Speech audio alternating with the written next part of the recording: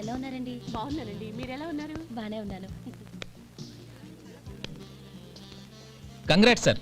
ఇలాగే ప్రతి ఏడు మీరే ఉత్తమ పారిశ్రామికవేత్తగా ఎన్నిక కావాలని నేను మనస్ఫూర్తిగా కోరుకుంటున్నాను. Thank you. ఆయన కాకపోతే ఇంకెవరు ఎన్నిక అవుతారు sir? Yes, you are right. రేయ్ సుందరం, ఎలా ఉన్నావురా? బాగున్నావా? ఏంటంటే అలా చూస్తున్నారు? సుందరం నా స్నేహితుడు, పైగా మా ఊరివాడు. చెప్పరా? ఎక్స్క్యూజ్ మీ, ఇలా కూర్చునుండు, ఇప్పుడే వస్తాను. అలాగే.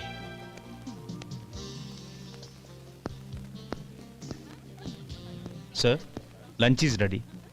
Excuse me friends, lunch is ready. భోజనం చేయాలనుకున్న వాళ్ళంతా పైకి వెళ్ళండి. Please go this way. Please రండి sir. Please go. Excuse me, మీరు కూడా భోజనానికి వెళ్ళండి. అలాగేనండి. నువ్వెక్కడికి? కూర్చో, మనిద్దరం కలిసి భోజనం చేద్దాం. హలో సార్, రండి రండి, టైంకి వచ్చారు. అన్నయ్య గారు మీరా? నమస్కారం అండి. ఎంతసేపు అయింది వచ్చి? ఇప్పుడే వచ్చానమ్మా. ఇంట్లో అందరూ బాగున్నారా? అందరూ బాగున్నారు.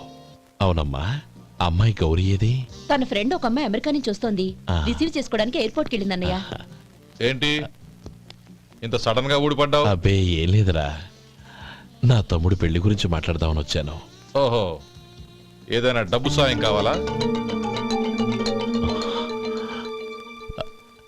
అదేంట్రా సుందరం, నా తమ్ముడికి నీ కూతురికి పెళ్లి జరిపిద్దామని చిన్నప్పుడే అనుకున్నాం కదా. అవును, నీ తమ్ముడు ఏం పని చేస్తున్నాడు? హోటల్లో పనిచేస్తున్నాడు. జీతం ఎంత? నెలకి 850 దాకా వస్తుంది. ముఖేష్, కనకారావు. సార్. అయ్యా ముఖేష్, సార్. నీ జీతం ఎంత? 10,000 సార్. అంటే 10,000. Yes sir. నీ జీతం ఎంత? 2,000 అయ్యా. ముఖేష్, సార్. వాడి టవల్ నీ భుజం మీద వేసుకుని నీ కళ్ళజోడు వాడికి పెట్టు. సార్ అది do what I say. Yes sir.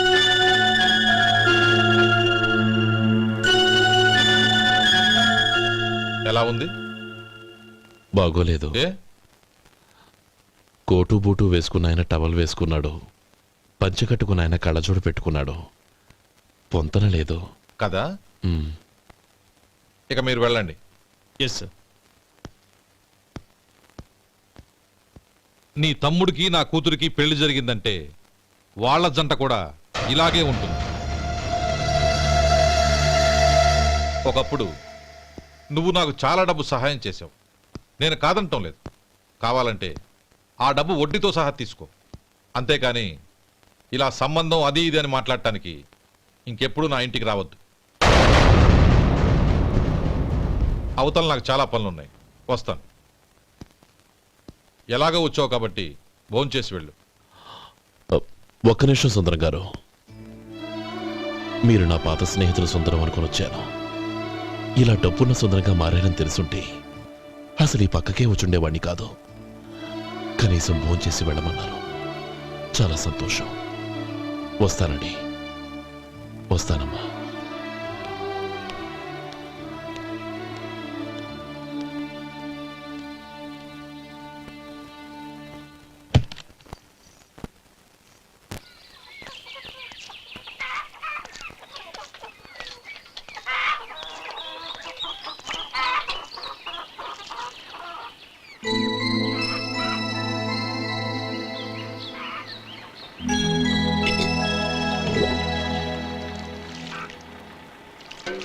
ఏరా, సుందరాన్ని కలిశావా?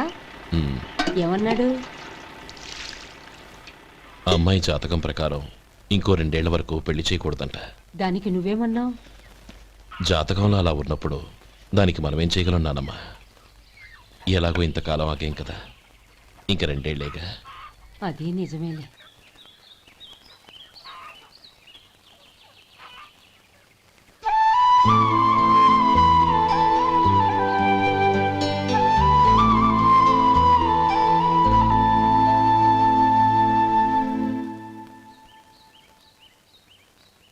అక్కడ నిన్నెవరైనా అవమానించారా అన్నయ్య? అబ్బే, అలాంటిదేం లేదే. అవును, ఎందుకలా అడిగావు?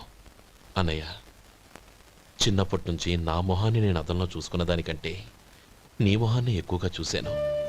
నీ ప్రతి కదలికకు అర్థం నాకు తెలుసు. ఒకటి మాత్రం నిజం అన్నయ్య, నువ్వు తలంచుకుంటేనే గౌరీ నాకు దక్కుతుందనుకుంటే ఈ జన్మే కాదు, ఎన్ని జన్మలెత్తినా అవి నాకు అక్కర్లేదు.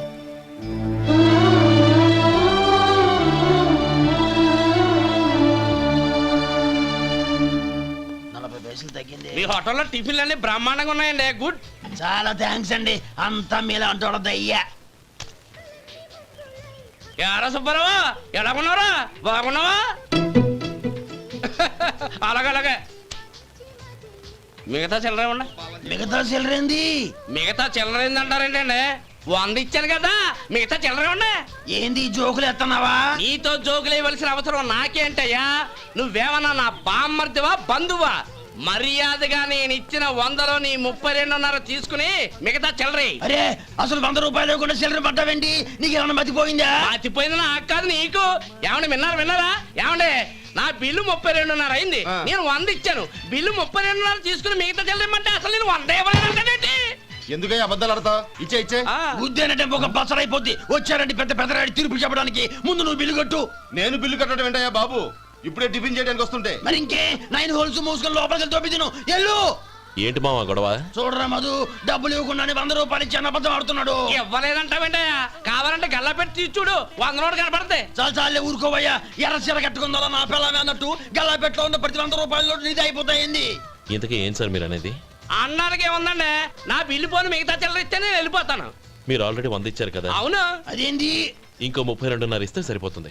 ఇదేంటయ్యో తిరగాసుగా మాట్లాడుతున్నావు? నా బిల్లు 32.5 కదా. మీ బిల్ ఏది? ఇదిగో.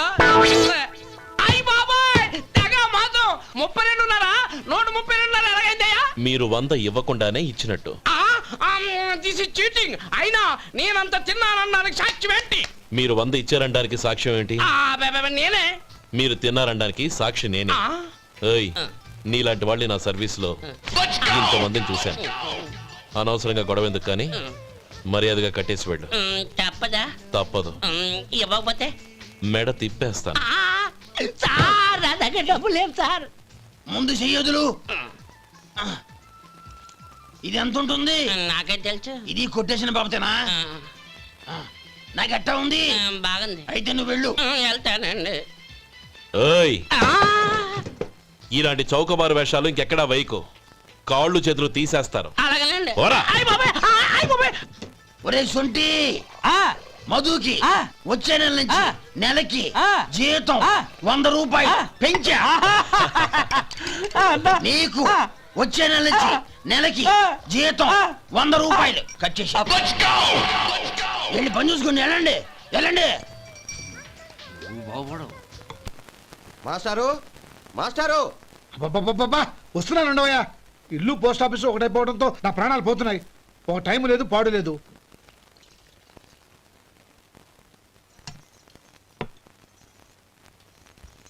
ఏమండి, సాయంత్రం అమ్మాయిని చూసుకోవడానికి పెళ్లివారు వస్తున్నారు. అయితే మర్చిపోతారేమోనని. ఎందుకు మర్చిపోతాను? ఇది 36వ సంబంధం. వాళ్ళందరికీ నచ్చంది వీళ్ళకి మాత్రం నచ్చుతుందా? మర్చిపోతాను. ఏంటో కంగారు? వస్తున్నాను కదా. ఏం కావాలి? 2 ఇంగ్లాండ్ కవర్లు 2 కార్డులు రండి.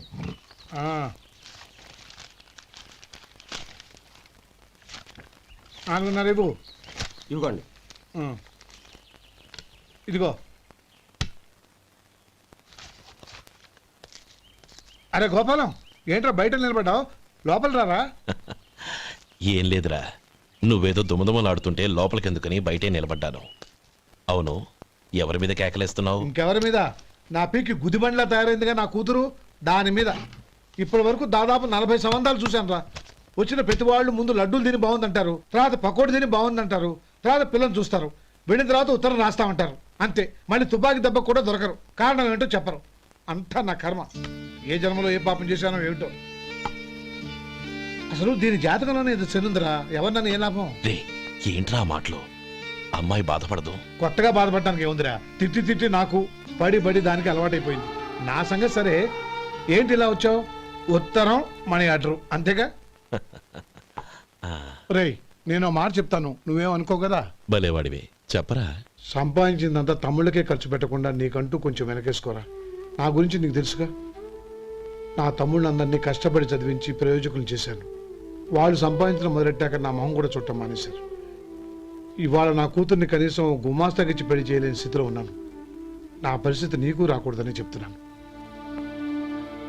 నాకు అలాంటి పరిస్థితి రాదురా. నా తమ్ముళ్ళు రత్నాలు